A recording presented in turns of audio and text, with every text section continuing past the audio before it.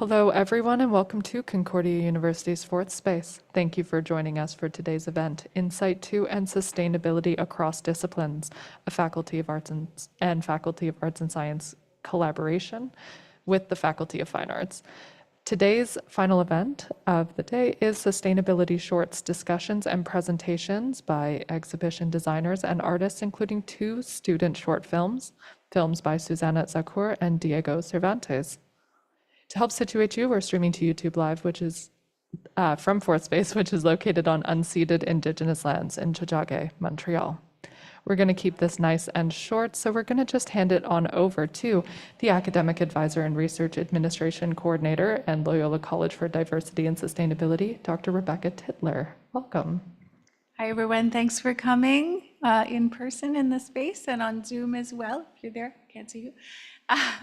This is the last event for today for the Insight to and Sustainability Across Disciplines Conference, but we will be back in Fourth Space tomorrow morning, starting at 10 o'clock in the morning. We have a full, fascinating lineup tomorrow as well.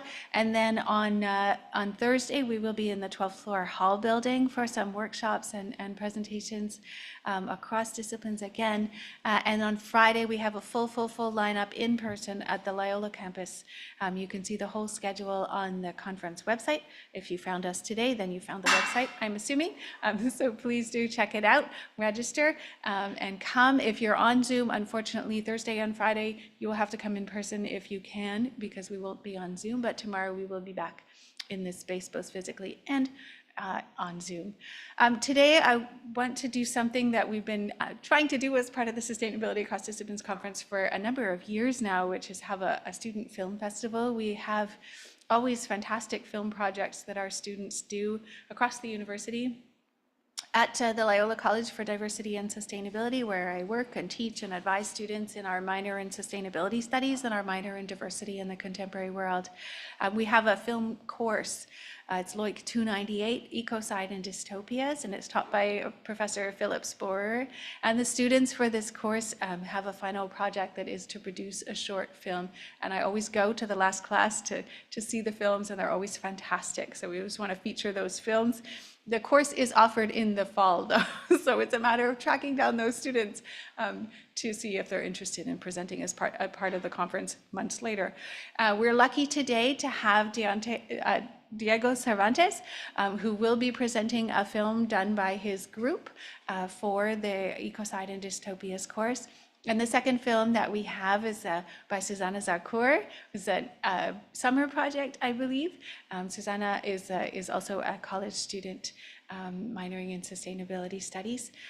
So I'm going to invite Diego up first to present his film, and then we will watch his film. And then if you have any questions about the film here in this space or on Zoom, please do let us know. On Zoom, you can put any questions in the chat. And then we'll introduce Suzannah and do the same thing. When we're done with the discussion and the watching of the films, we will be hearing from our student artists and designers who have beautiful exhibits up here in Fourth Space. They will be here through tomorrow. For those of you who are online, you're welcome to come down tomorrow and see them if you'd like. Those of you in the space, I invite you to check it out after on the other side of this screen. And then we will be playing both the films and the presentations by our student exhibitors throughout the evening in the window of Fourth Space. The space itself closes at 6, but if you pass by 1455 de Maisonneuve, you'll be able to see the films and see the work of our student artists. So do pass by if you can. And with that, I'm going to welcome Diego up to the podium.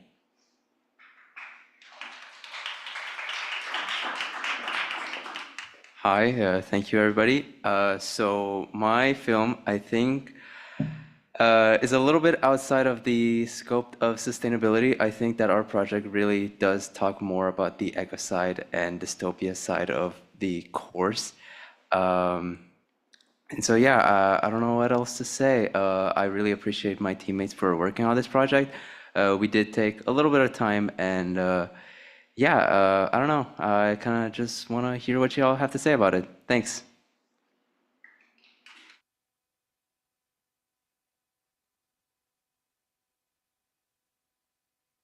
I'm not sure why I want to visit you. It's not like you'd be happy to see me.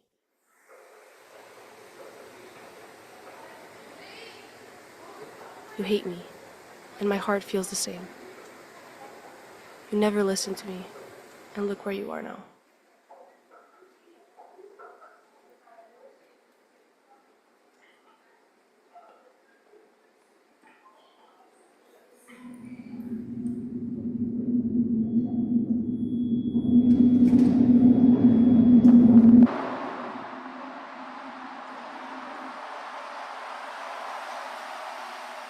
Time feels cruel as it drags me along. My body slowly drifts away, beyond my reach. This deceitful dream is a fragile cage. Tell me, when will I wake up from my delusions? I feel stuck in an endless cycle of suffering, something we had in common. How impossible it is to leave a mark in the world. As I sit here, in the most mundane of settings, I'm reminded of how isolating our existence is. Watching people rushing to meet the expectations of others.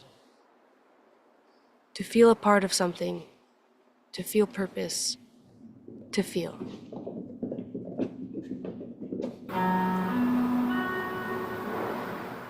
Every day, I was being lured in by your sickness. Every day, I saw a walking corpse slowly rotting away. Every day, I tried fighting with you, but you rejected my hand. I couldn't bear it anymore. I haven't seen you since that day. Some days, I think about opening that voice message. I don't know why I kept it all this time. I want to keep a piece of you with me, how blind my heart was. Any dream we might have had about our future, dismissed in favor of security. We isolate ourselves in this tainted underworld. Each step, each breath, lost in sound. All of these strangers, puppets to a system built for the wealthy and privileged. Feeling trapped, confused, scared. In another world, you'd be sitting across from me. But life goes on, no matter how monotonous it is. Maybe you're better off now.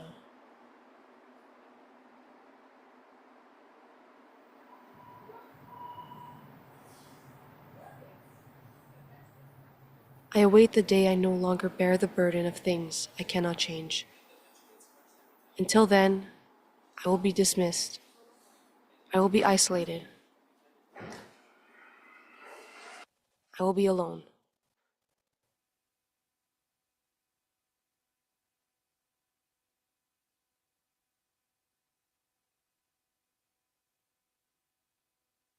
To me, I don't know, maybe it's because I have sustainability on the mind all the time, but I see this as a critique of the isolation of humanity underground in our concrete jungle. I don't know. Do we have any questions for Diego? Those in the space, you can raise your hand and we'll get a microphone to you. If there's anyone online who has a question, just feel free to type it into the chat and we will read it out loud. Any questions here in the space? Yes, Suzannah. Oh, I see one up here in the front. Yeah.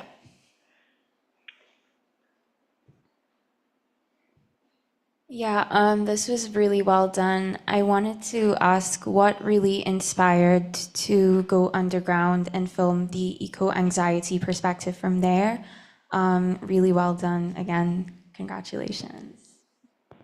Thank you. I think that the number one thing that drives us is kind of a very selfish reason. Since this was ecocide and dystopia, we already knew that one of the common themes is just talk about like the greenery, the outside, and so we kind of wanted to just go in a different space, talk about dystopias and ecocide in a different context that what is usually talked about. So that's why we decided to go inside the metro. And it's an amazing contrast to your film, Suzannah. Any other? Yeah, Elfie. Just Wanna one sec, I'll pass get a the- mic to you. Pass the mic. Thank you so much. That was really cool and eye-opening. I guess my question is more related to the script. The narrator, it's often sounded like she was talking about a person, but was it really a person or was it more of like a metaphorical person? Would you know how to answer that?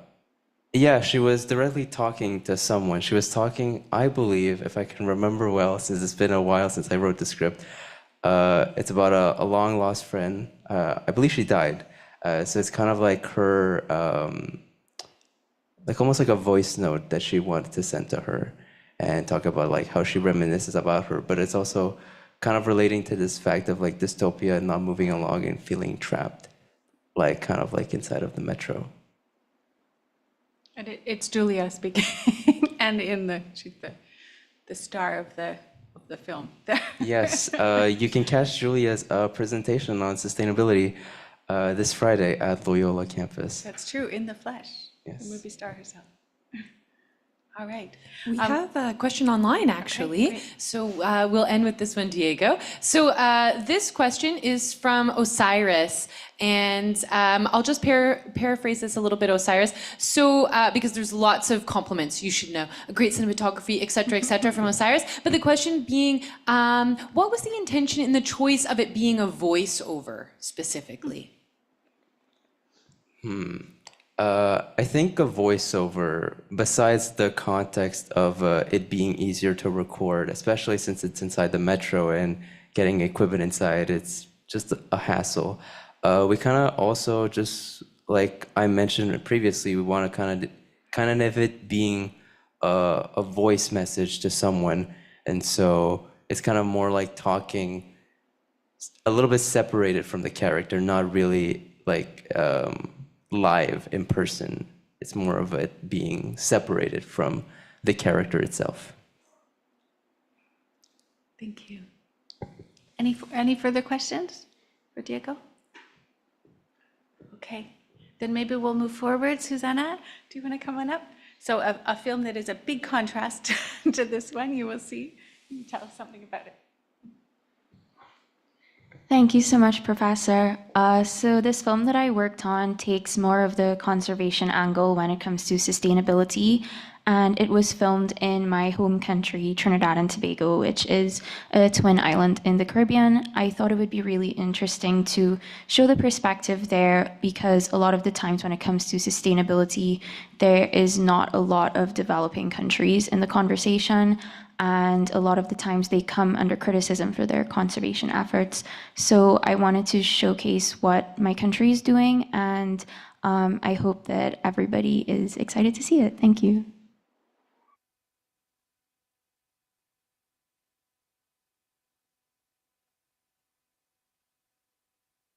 The Carney Swamp is an area, a wetland, and it's also a mangrove ecosystem. So in this area, we have a variety of biodiversity. So we have mangrove ecosystem, and we have the flora and fauna. We have over 185 different species of birds documented in there. We have a lot of migration birds that pass over. The flamingos, and now that the flamingos living in the swamp, which is a plus. But we also have a lot of waders and warblers and other species of birds that visit frequently. The swamp also supports well over 7 species of crabs, over 40 different species of fish. It supports a rich biodiversity, and it's a very productive area of wetlands that provides food, like organic production. It provides protection. It's a nursery for marine and freshwater species. They stabilize the coastline. They even store, so they help with fight climate change, where they store carbon dioxide. It's very important.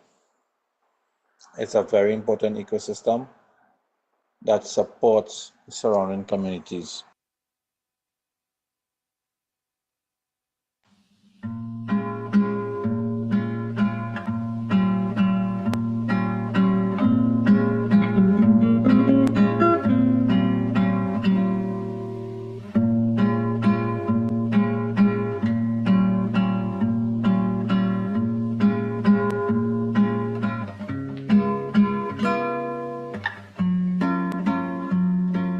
The statistics now show that mangrove ecosystems or mangrove wetlands store much more carbon dioxide than terrestrial forests, making them one of the #1 combats against climate change, global warming.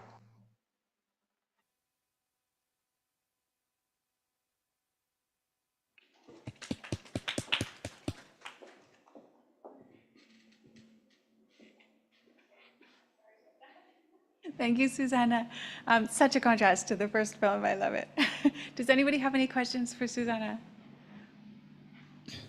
Again, those of you online, feel free to type your questions into the chat. I think I see one. Yes, this one is from Tatiana. Would you be able to tell us a little bit about the person who is speaking? They seem to be very knowledgeable. Do you want to step up to the podium and answer this one for us, Suzannah? Thank you. Thank you so much for the question. So I was lucky enough to interview the individual who's actually the head of the tour guides. So the place where this was filmed was the Carney Swamp, and he is in charge of the tours, and he also oversees a lot of who is allowed inside and out, who's allowed to administer these tours. So he would be an expert on the subject, yes, and I was very fortunate to have an interview with him. Thank you. Any other questions in the space? Oh, I have a question. So my question is, how did you film? Were you on a boat? How did you film this? Yes, so actually the only way to access the swamp is by boat, and it is really small, and the person who I interviewed was not the man who was steering the boat, it was one of his employees. But yes, this is the way that you are able to access the conservation site, only by boat. So if you see a lot of moving, I guess, cuts of it, that would be why. wonderful. Thank you. Are there any other questions in the space or online? I just thought I should also pass on, Suzannah, that Tatiana loves mangroves. They rock. Thank you, Tatiana. Mangroves are essential in fighting climate change and sequestering carbon dioxide. Any other questions? All right, thank you very much. Mangroves are also crucial for all kinds of reasons, like limiting storm damage. We need our mangroves. Thank you both for these beautiful films. Again, we will be playing them over the evening, I think until 11 o'clock tonight. So if you pass by this space, you can see them in the window of the fourth space right across in the hall building on de Maisonneuve. I guess we'll have the recordings of the students of Diego and Suzannah speaking as well. Fantastic. Thank you so much. Those of you who think that you might want to do this in the future, if you're a student and you have a film that you think would be great for the conference, keep us in mind for next year. We'd love to have more submissions. We will tomorrow have our final panel, which will be a discussion of the role of documentary films in sustainability.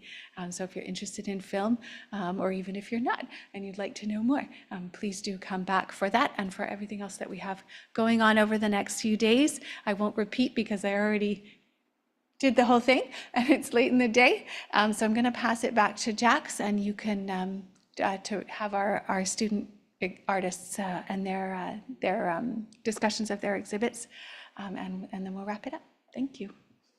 Thank you, Rebecca. So we're going to be now showing a clip. It's a compilation of just some short interviews with the artists who are currently on display here in Fourth Space. So if you have a chance, come on by and see these works live in the space.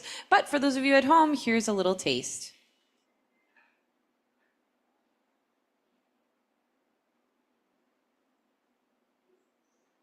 My name is Lucy Gill. I am a graduating this semester student of sculpture at Concordia. This is my work here. It's called Untitled Window Series 1. Yeah, this material is essentially, I take rotting produce that is being thrown away by different local grocery stores, and I get them to give me the food instead of throwing it away. And then I take all this produce, like apples, oranges, lemons, tomatoes, plums, like all kinds of fruits and vegetables that they're getting rid of, and I process them into a pulp, which I then dehydrate into these sheets. So it ends up with a material that is technically a preservative. So it is edible. It lasts around a year of like a food safe shelf life. I wouldn't eat this one in particular because I've been touching it and moving it around the studio and stuff. But yeah, so that's kind of my material practice. That's how this piece is made, and yeah. Hi, my name is Sandrine, and I made Green Spot. It's kind of to talk about the No Mow initiative at the Loyola campus, where we're trying to preserve the local species and, native plants, and hopefully to bring more pollinators. Yeah, it's just some topsoil made into a large rectangle with native plants growing out the top. Yeah. Hi, I'm Pramila Chaudhary, and I'm Dale Crockett. we met. Actually, this is our collaborative work, which we have done in Iceland Summerfield School in June 2024. Yep. Yeah, with the weaving, we had no idea what we are doing in the beginning, but as we started talking, But we both shared an interest and concern for pollution and consumerism and plastic waste. So we went along the beaches and collected a lot of plastic waste, and as a form of giving back to the community, but also to make art out of. And so we discovered that we shared this common interest in sustainability and looking for a way to engage with art in a non-consumer sort of post-Anthropocene point of view. on the beaches, we also had a lot of seaweed, which I kind of integrated in this piece, just to speak about natural and the this plastic together. And right now, also, if you come closer to these pieces, and like it gives you that smell of the You can actually smell the ocean. ocean, and then it brings back all the memories what we were doing there. So, and all of these pieces, like, we kind of created this immersive space. So there was a sound, there was a video, and these pieces all together. So there was this big room, which Yes, we worked yeah. nonstop. Yes. Speaking of the video, we also created a video which will be shown with the theme of the frozen hand. So the name of the project is Shorelines and the Invisible Hand. So the hands are ice, but they're embedded with pieces of plastic, and they're a metaphor. They melt. And of course, all that's left behind is the plastic. And so it's a metaphor for, human intervention, but long after the humans are gone, the debris that they leave behind stays much longer. So the video is, we created these frozen hands and installed them in the landscape, and then let them melt naturally, and just did a kind of a time lapse as the water returns to the ocean, but the plastic didn't. We stopped it before that happened. Yeah, thank you for giving your time. Hi, I'm Pramila Chaudhary, a textile designer and a PhD candidate in environmental studies here in Concordia. I'm presenting in this conference this beautiful piece which I've created in Iceland as well. This is made using all the remnants and the textile waste I found in the bins over there while people were working on different projects. And later, so I use a lot of hands-on putting them together, and then needle felting is a method to bind the whole surface. And when I came here in Montreal, I was thinking a lot about my time in Iceland, and also my practice falls around sustainability and using materials mindfully, and how we can talk about climate crisis, we are experiencing right now through art as so I call this piece Now and Here, and Here and Now, because there is no future where we can do we can take action. I think so the time is now and here, and we all have to kind of, in any way, any small gesture, we have to kind of put these repair marks on our surrounding in any way what we can do. So yeah, that's about it. So my name is Daniel Gilberg. The past year, I've been part of the Sustainable Studios research group, and together we've been researching, among other things, different ways of firing ceramics. So basically a development of ancient heating techniques together with old broken electric kilns. We can create a wood-fired kiln from this electric kiln. So it doesn't go to waste, gives it new life, and it's a very interesting way of firing the ceramics. Hi, we're presenting as part of the crust panel. My name is Teresa Dory, and the pieces you see here today have been created from reclaimed clay, which means clay that has been used for other purposes, has been broken down, rehydrated, and I usually work to mix clay bodies together. The glazes have been made with various organic materials, as well as found glass, beach glass, and other debris from the environments that I was working in.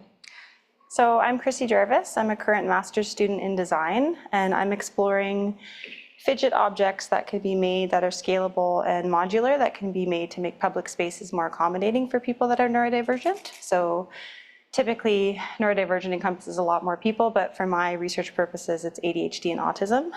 So I look at things like illusions, textures. You can feel the texture that these have. Light, so visual stimulating experiences that offer a multisensory experience. Pattern mixing, you can see here. This is all made out of acrylic, and it's very much an interactive piece, so feel free to come and build your own structures, mix the patterns, mix the colors, try and come up with your own illusions using the mirrors. So this one is called, it's actually a play on play plaques, which was made in 1966 by Patrick Rylance. And his version of this game, it's a modular building game, included pieces of acrylic that were 2 by 2 inches, but they didn't have any textures and they didn't have mirrors and it didn't incorporate light. So this is kind of an exploration into what would it look like if we add more multisensory features. So hopefully try it out. On this side, we have something called chroma. These are kind of similar to a spinning top. This one incorporates sound and motion. But when you actually look, we have this pedestal here, and you can pick any of these pieces that you like and put them on the pedestal. And then when you spin them, you'll get different interactions with the light, different interactions with the colors. This one specifically, when it's spun in different directions, you can see that it kind of changes the direction of the acrylic. And it's meant to encourage playfulness and that visual stimulation of touching an object and having something concrete happen from that interaction. There's a lot of different ones that you can interact with. I like kind of cute and nice things that are just fun to look at, but trying the different combinations is really fun. So here's another combination. This one includes, like I said, the movement and the motion and the sound. And the pieces within the inside of this one are actually offcuts from the acrylic that I used to make these. So I'm trying to keep and reuse all the pieces. And a fun fact, acrylic is actually 100% recycled. So a lot of people don't know that, and they think, oh, you know, acrylic doesn't deserve its space within sustainability, but it absolutely does. And it offers for color mixing and texture work and laser printing, and it's very repeatable. So hopefully you'll come and play with them, take them off, add new combinations, find something that you like, build with the PlayPlax 2.0 and have fun. So, hello, my name is Anna. I'm a 5th year design student with a minor in urban studies. So this year is the sawdust space divider and accompanying stool. So both projects are made out of solid cherry wood with panels made from a sawdust biocomposite with agar-agar. So the ethos of this project is to recycle the sawdust that is generated in the woodworking process and incorporate it back into industrial design objects that can serve a functional use in everyday life. So with these sawdust panels, the sawdust was collected from the CTC Concordia wood shop and then brought home with me and mixed with agar-agar and then baked and dried and then brought back to school to laser cut. And so these holes here, they're ambrosia beetle boreholes from ambrosia beetles that dug into maple. As ambrosia beetles are one of nature's woodworkers, and they use wood for their own sustenance, for their own homes. And so why not incorporate their imagery into my imagery with this project? So the light passes through, as you can see on the wall behind, as a space divider. So these panels are very lightweight, they're quite resilient, and it's a very regenerative approach to incorporating back the waste product into a final finished piece of work.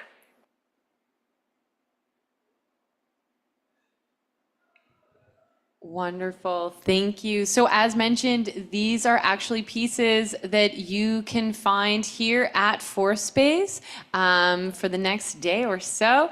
And for those of you who can't make it, I hope you enjoyed this little taste at what we have going on here as part of the Loyola Sustainability Conference and Insight 2.